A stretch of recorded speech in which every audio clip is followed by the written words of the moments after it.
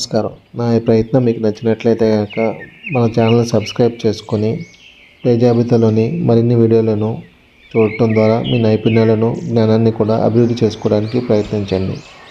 Jai Hind.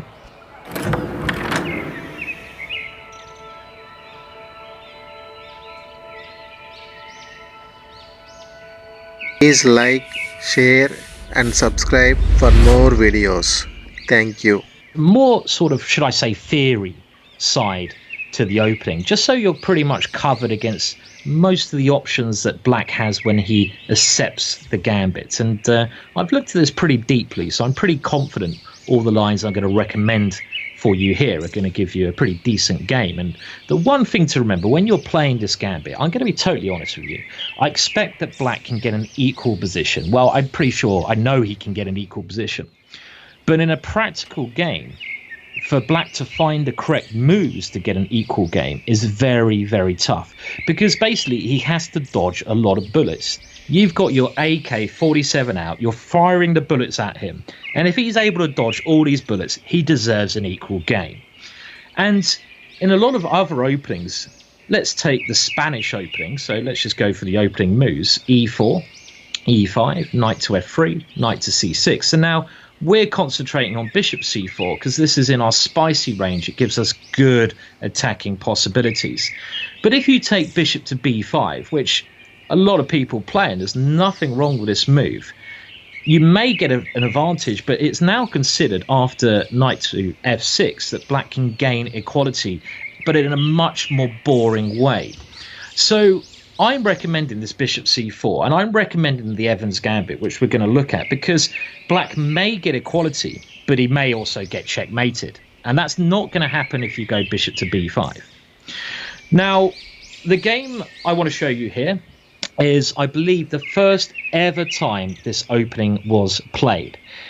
And it was a game played between Captain William Davis Evans himself of the White Pieces. And he was born in 1790 and he died in 1872. He was actually quite an interesting chap. He was a seafarer, inventor and chess player.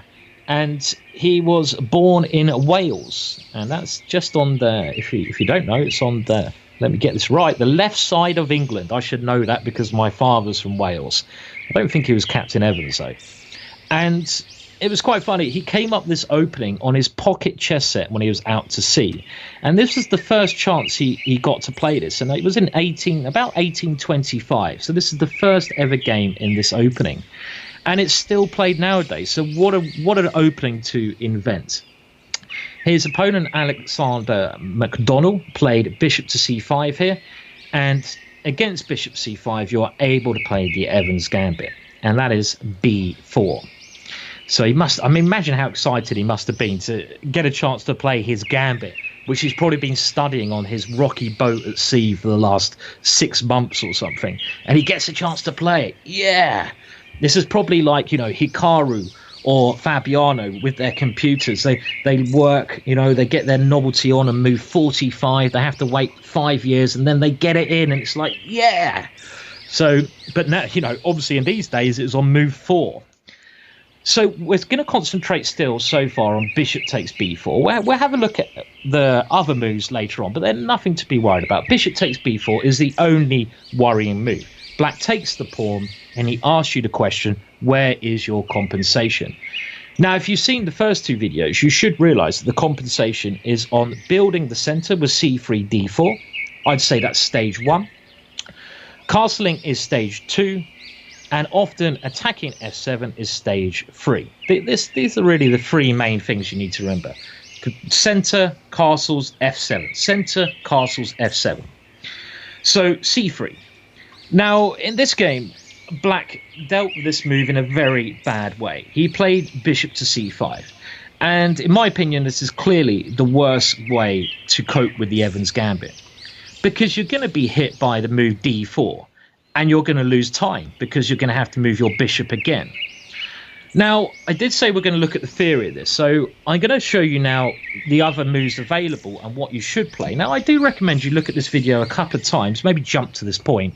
You know, you don't need to listen to my aimless mumbling earlier on about Captain Evans, just jump to this point and go over these lines a couple of times. So what are the main options here? Well, really, bishop to a5 is one, or bishop to e7 is the other option. Now, other moves to me don't make any sense. In the game, we'll come back to bishop c5, and the move bishop to d6 just looks silly to me because it's just blocking in the pawn here. And against this, you can just continue with your normal plan. d4, castles, attack f7. So don't worry about these moves. Now, let's have a look at bishop to a5 first, because in our first two videos, this is what black played. Now, remember, stage one, get the center, d4. Now, black has two moves here. E takes d4 is one of the main options. And if you remember the first two videos I did, you should know white's plan here. Castles. You can't take back with a pawn yet, so you want to castle. And in this position already, black has to be very careful. As we've seen previously, a lot of moves can leave black in a lot of trouble here. Knight to f6 runs into e5. And if other moves, you even have queen b3, knight g5, and simply pawn takes pawn. So the only move we need to worry about here is knight to e7. This is a good move. Black is getting ready to castle, and in some positions he's getting ready to strike out with d5. For example, here, if you went pawn takes pawn, which I don't recommend, black can play d5, and I think black is absolutely fine against this. Now, I found a much more dangerous idea here. Now that the knight has moved to e7, it can no longer come to h6. On h6, the knight defends f7. So to me, it seems logical to start an immediate attack. How can you do that? How can you attack the f7 square? And this is following our real ideas we mentioned earlier on. Center, castles, f7. Well, you can do that by going knight to g5. And now we're going to look at just how many bullets that black has to dodge. The immediate threat is knight takes f7, winning the black queen. And if black tries something like castles here, he's completely lost after the move queen to h5. Threatening checkmate on h7 and threatening to take on f7. And this is a completely one game for white. So that's the first bullet that black has to dodge. What is the only move for black? Well, black has to play d5 here. And this is a bit like the fried liver gambit, but it's a turbo version for white because white has castled and white has better attacking opportunities. Now, the best move here is pawn takes pawn. Open up the position. Keep it open because you have castled, your opponent has not. Open it up. And here we have the second bullet that black has to dodge. The best move here is knight to e5. Now, if black goes knight takes d5, we're going to win very quickly here again. Can you see what the best move is here? Now, there's a number of options, but I think the best move is an immediate crash, bang, wallop move. And it's a move, if you know the fried liver, and let me very quickly just show you what the fried liver is, because you may have no idea what I'm talking about. The fried liver, very quickly, remember this position, we'll come back to it in a sec, but the fried liver is an opening that goes bishop c4, knight to f6, knight g5. And after d5, pawn takes d5, knight takes d5. This is the fried liver.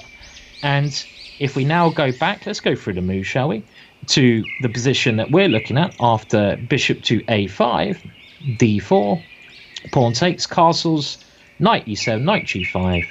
We get this position. You can see that after knight takes d5 is very, very similar. So again, once you understand ideas in chess, you can put them into practice in other games. So what is the key move here? Well, I believe knight takes f7 leads to a winning attack for white. This opens up the black king. It brings the black king into no man's land, in the middle of a dangerous attack here. Black has to take that knight, and now queen to f3 check. This attacks the knight on d5 and the king. Now, if we're able to take the knight back on d5, we're going to have a winning attack. Of course, we should take with a bishop to avoid swapping queens. Don't exchange queens because we're attacking. You don't exchange queens when you're attacking. You try to keep them on. It improves your attacking chances. So black really has to try and move like king e6, trying to hold on to his knight, but now simply rook to e1 check. And after something like knight to e5, bishop to f4. And look at all these pins we're doing to black. I mean, black's completely lost. He's threatened with rook takes e5, and his position is going to just crumble here. White's completely winning. So that's the second bullet that black has to dodge. Let's go back a little bit. So this is after, I'm trying to go through the moves a couple of times so you remember the key points. This is after bishop to a5. So we'll go back to the position here. This is after c3, bishop a5, d4, pawn takes, and now we castle. And now the best move, knight to e7. We start an immediate attack with knight g5. d5 is played. We take on d5, and the only move here is knight to e5 for black. Now here I simply recommend queen takes d4, attacking that knight, defending the bishop, getting one pawn back. So we're not even down material here. Pawn to f6 is really, I would consider, the only defensive idea here. Other moves are going to lead to a lot of trouble. I'm not even going to bother showing you them. And here I recommend rook e1, opening up, bishop to b6, attacking the queen, queen to h4. And I think this leads to a great attacking position. Black should go knight to g6, and now queen to h5, keeping our pieces as active as possible. Pawn takes g5. Yes, we are sacrificing a piece, but after bishop takes g5, look at the activity of our pieces. The major threat here is rook takes e7 check, because the knight on g6 is pinned. How does black defend? Well, if black castles, d6 check, bang, and we're going to take on e7 next, winning the game. The best move here, very hard move to find, is bishop takes f2 check, and then castles kingside, with, I think, an equal position, but still a very interesting position. Now, what else can black do? Well, if black gets greedy and tries something like bishop c5, trying to guard against rook takes e7, we don't have an immediate win. But remember, if you see my other videos, what I always say, if you don't have an immediate win, look at bringing in pieces that are not developed. Knight to d2, and the knight is coming in. If black castles, we have this d6 ambush check again. So bishop d6 might be right, and now there's a brilliant win. There is an immediate move here. Rook takes e7 check, because now the knight is not on b1, the other rook can come in. Black can't take with the knight. If he takes to the queen, he loses his queen. He can't take with the king, so he has to go bishop takes e7. And now the last white piece comes into the attack, rook to e1. And here black is in a lost position. There's no way really to stop either rook takes e7 or bishop takes e7. If black castles, we go d6 check, and we simply take on e7 with a winning position. So I know that's quite complicated, that line. I mean, don't worry too much if you can't remember all of that. You can, if you're a more serious studier of the opening, look at that in more detail and go through the moves a couple of times, which, you know, I suggest you do. But I want to make sure I cover you for as much as I can in this video. So we're now going to go back and just cover everything, and we're going to look at bishop a5, d4, and what happens if black plays d6. Well, against this move, rather than castling, which is okay, I would suggest you start an immediate attack against f7. Queen b3 is the best way when the knight is still on g8, because if we go, for example, knight g5, remember knight h6 helps black. But after queen b3, knight h6, the knight will be taken.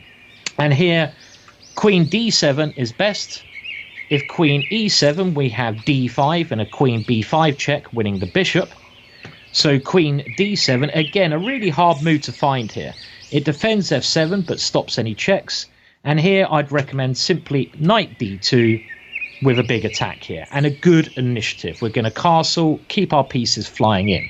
Have a look at this yourselves. Okay, right, well, after the move, let's go all the way back to the Evans Gambit with b4. Bishop takes b4, c3.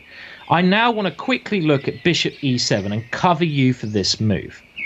Well, against this move, we continue in the same idea. So if you ever forget what moves you're supposed to be playing, just remember, attack the center with d4, castle, attack f7. So d4. And here, well, if d6, we can go queen b3. And unlike last time, there's no way for black to defend f7 because the queen can't come to defend it because there's a bishop in the way. And if knight a5, well, we can take on f7 check. and then we can attack the knight with queen a4. And this is very good for white. So the best move after d4 is for black to play knight to a5. He's got to get rid of the bishop here. And